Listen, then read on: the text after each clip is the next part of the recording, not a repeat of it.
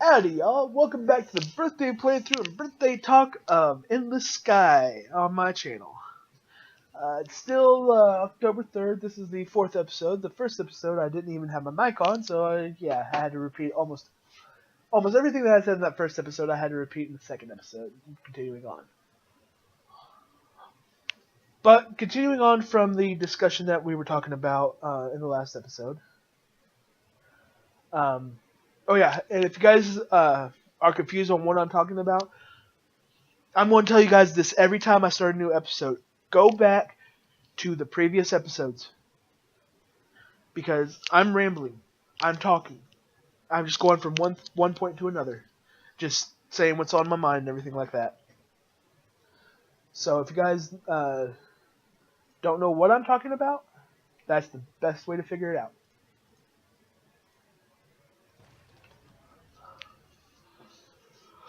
But continuing on.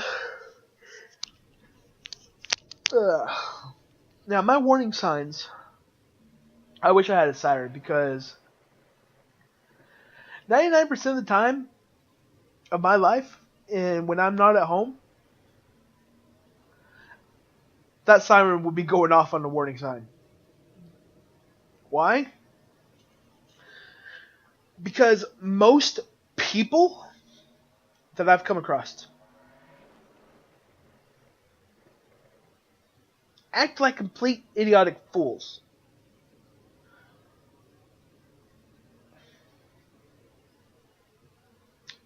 My sister has everything, and I mean everything,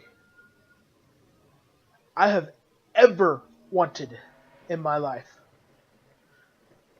She has a home. She has a spouse. She has a child. She has a decent job. She has good friends. And she has family that will defend her to the death.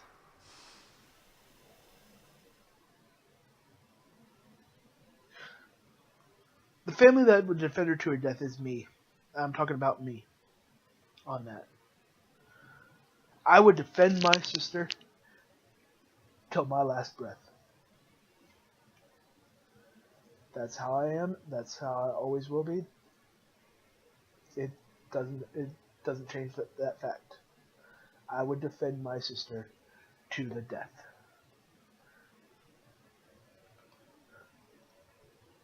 That being said, the way that her life has been, now, I can't really say much about it because it is her life, and this is only my opinion. But most people in the family, at least what I know of, at least, has tried to tell her about her husband. He's not a good guy. Now,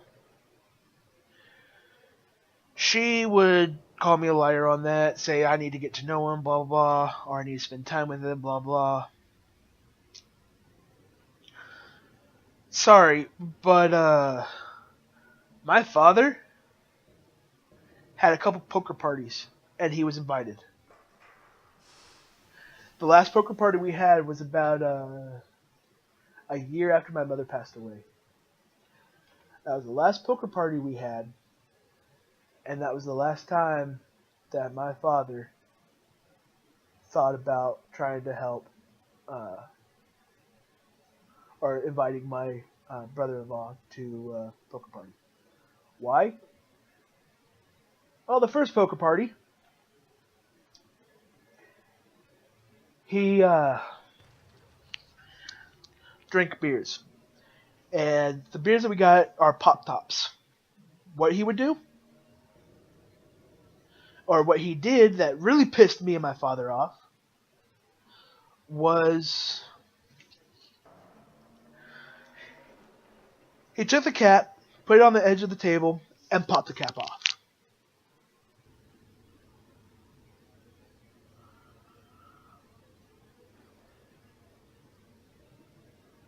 if we were out in my father's shop with a poker party and he did that, my father would not have thought anything of it. But he did that to our dining room table. And he did that, which caused some, I don't really want to say malcontent, but he basically put a gouge into the table. The second poker party, the entire time, both poker parties, all of us was drinking a little bit. But my brother-in-law, both times drank about 3 to 4 times more than anyone else. I think of the second poker party, I think he drank as much as everyone else combined. And both times there were 6 people at the poker party. My brother-in-law got way too drunk at the poker party, and my father told me that he was never having another poker party again because he didn't want to have to deal with the fact that he didn't want my brother-in-law there because he got way too drunk. Now, I don't have a problem with my brother-in-law drinking. I don't have a problem with him getting drunk. What I did have a problem with was him getting drunk and driving. I mean, me and my brother-in-law would go out to have an evening just between the two of us, just to, have some drinks, talk, have some good times, stuff like that. Here's the thing. My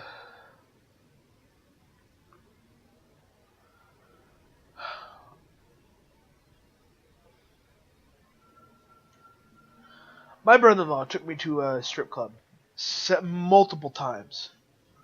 Or a multitude of times, I should say. And I mean every time that he took me to a strip club. And this is where I have a problem with him. Because every time we'd go to a strip club,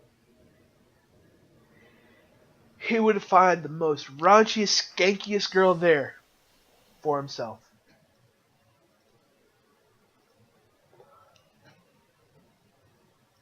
I mean,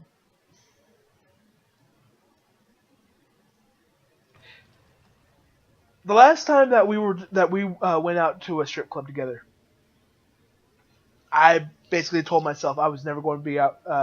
I would never trust him again. Finding the raunchiest and skankiest stripper is fine.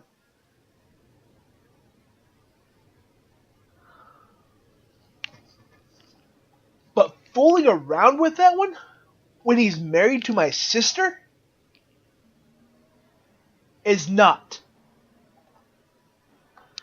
Now, you guys know that I would defend my sister to the death. I just told you guys that.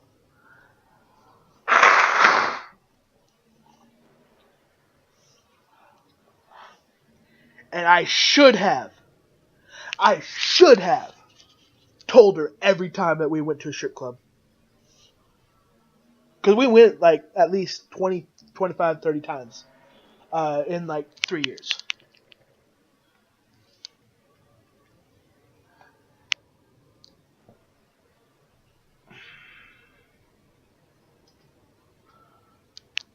My father,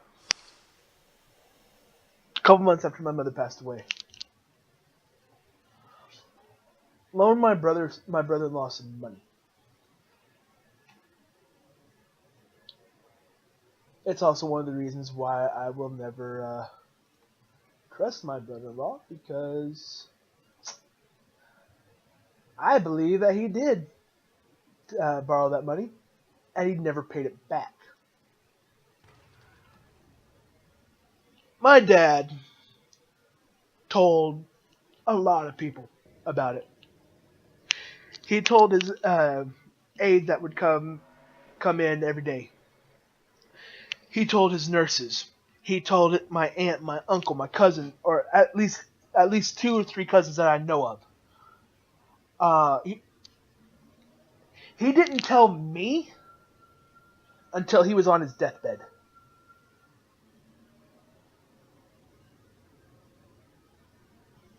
I wish I was the first one that he told, because I would have given him 1 year, and if that year he didn't get it paid back, I would have told my sister.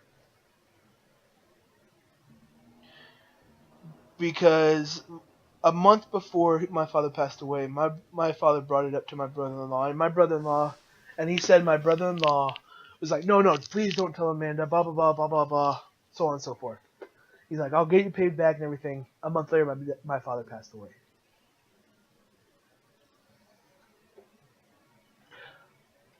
My father passed away from natural causes, more or less. He was on kidney dialysis for like 3 or 4 years, and that's what caused him to pass away. It wasn't any foul play or anything like that. It was just time. Uh,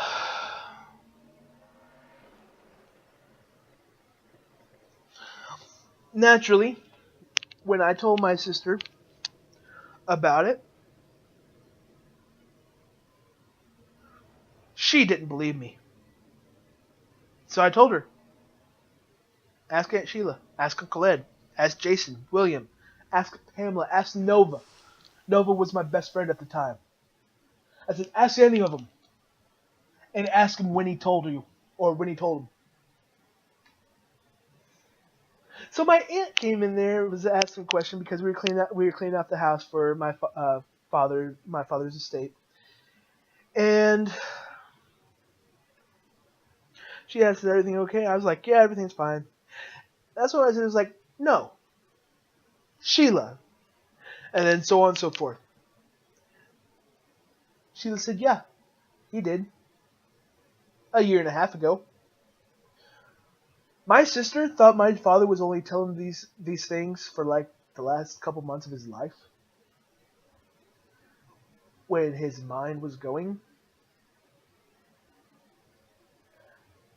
My father's mind was not going. Not once.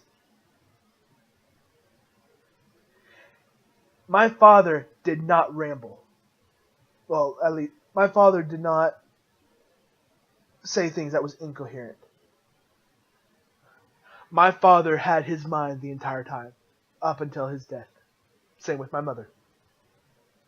My mother checked herself into hospice. The hospice people was talking with my father and was telling my dad was saying, they were asking questions about my mother. My dad was saying, and my mother would pipe up, no, that's wrong, blah, blah, blah, it was this day, blah, blah, blah. And my mother was right. Both of my parents passed away with their minds fully intact. But it didn't matter to my brother-in-law, my sister, or anyone else. They thought, oh, they were on their deathbed.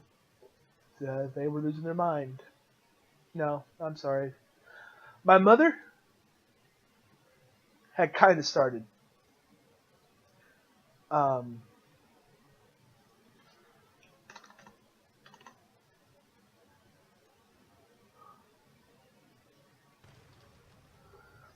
like, my mother was getting to the point where she didn't know where she was. It wasn't Alzheimer's or anything. It was cancer that was doing it to her. There was one night where I told my mother good night, and I told my father that I was going to bed. Now, I didn't hear it myself, because I slept with my door shut, and you kind of had to speak up for me to hear. Well, I hadn't fallen asleep yet, and I was just laying there.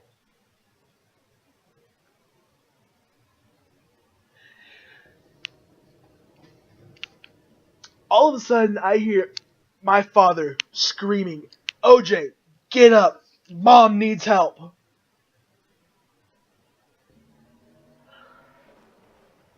My mother didn't know where she was. She was in the middle of the floor. And the only thing that she could say, and I mean, my father heard it and I didn't. Somebody help me, please. And that's when my father screamed in a panic. Instant. I was up and out the door and into that living room.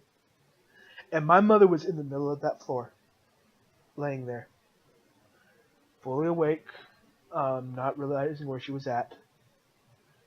I mean, that just pained me because my mother was a special education teacher for 30 years before she retired. For 30 years, she was a special education teacher. It takes great patience. It takes a strong mind to be able to stick with something like that for that long. And my mother had some of the worst autistic children I've ever met.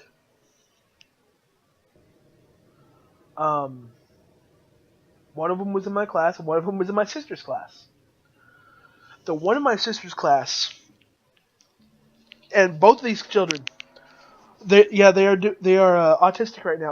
But both of them, as far as I know, are doing actually very well with their lives. The first one, neither of them could speak vocally. They could only do grunts, point what they want, like kind of like a child, like a baby or a toddler, because they couldn't really speak.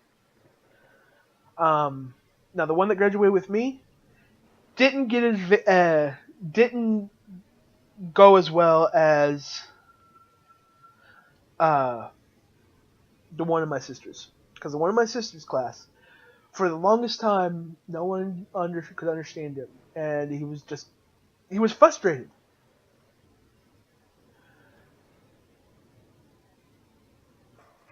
But then my mother discovered something. Because he would do,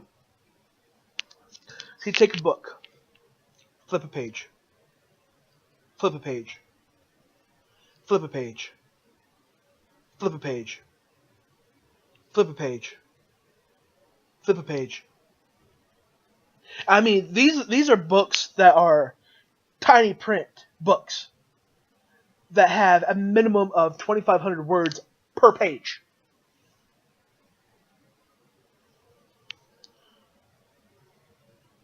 Flip a page, page, page, flip a page, page, page, flip a page. He was reading that fast.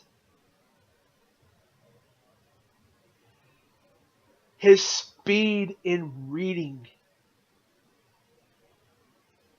was so high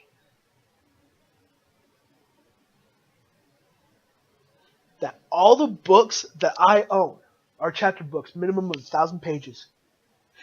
It would take me, if I would just start reading book after book after book after book, starting today, it would take me about 3 months to get through all of my books.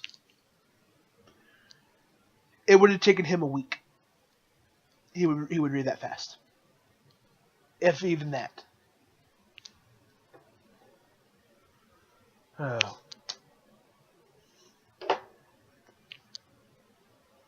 And my mother discovered that. And using that discovery,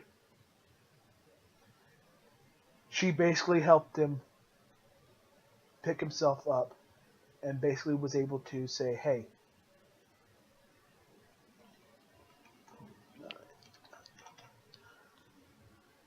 you can do it. To which he basically did.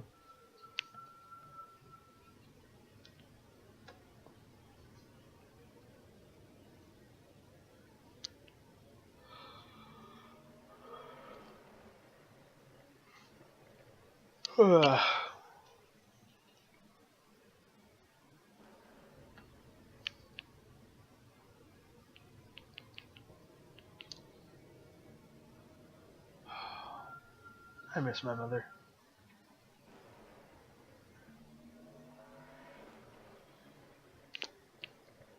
I actually miss both my parents. In my family, they were the only ones that I truly got along with. Now, I mean, I'm talking about in almost every aspect. My mother, me and my sister would joke with my mother because she was a special education teacher. Now, that being said,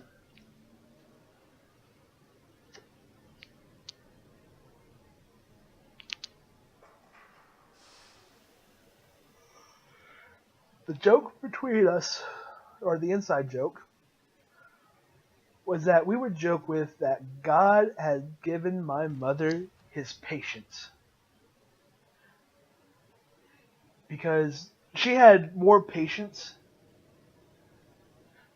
than the entire school district combined. And I'm talking about kids, teachers, everyone in that school district, the parents of those kids, more patience than any of them combined.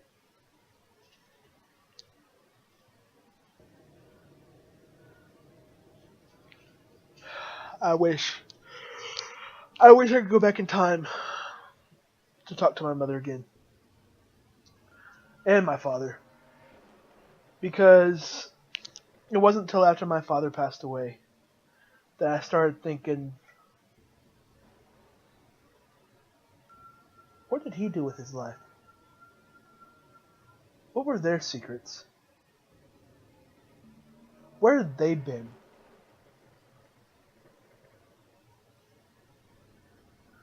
I actually know so little of my folks. And it pains me. Because I'm big on family. Not really tradition, but family. I'm big on past.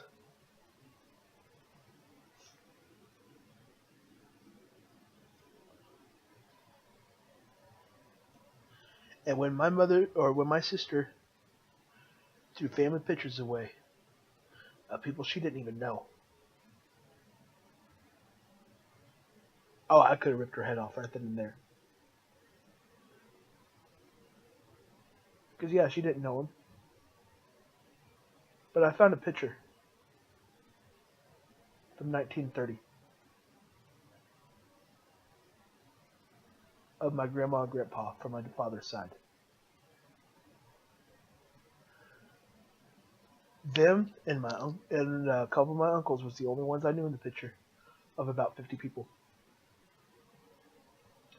This picture was a family reunion picture of my grandparents' family. They were the ones that they're my ancestors, basically. I wish I could meet them, but that'll never happen. And I'm glad I found that picture because if my sister had thrown that picture away, I would have never even known what my great grandpa would look like, or my great great grandpa, because I never knew them. They had passed away long before I was born. Long before I was born.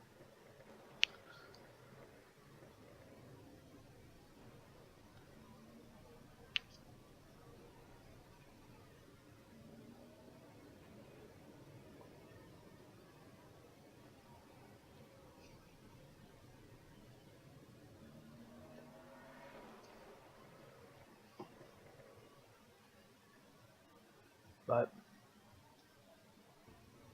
that's neither here nor there. Oh, I actually think I might take a break from this birthday playthrough. for a bit. I'm kind of getting hungry, so I might be making me some lunch soon. Oh.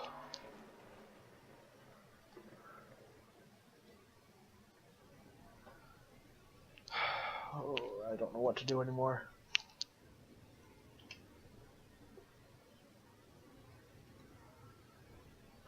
But I am going to go ahead and leave this episode here because I am getting hungry and I do want something to eat. So I do want to thank you all for joining me on this journey of mine. I also want to ask that you guys please like, subscribe, and share to my videos and my channel. And that way we can get my content out there to people who might enjoy it that might not know this stuff even exists right now. So anyways, y'all take care, y'all be safe, and I'll see y'all next one. Shadowkill 338 out.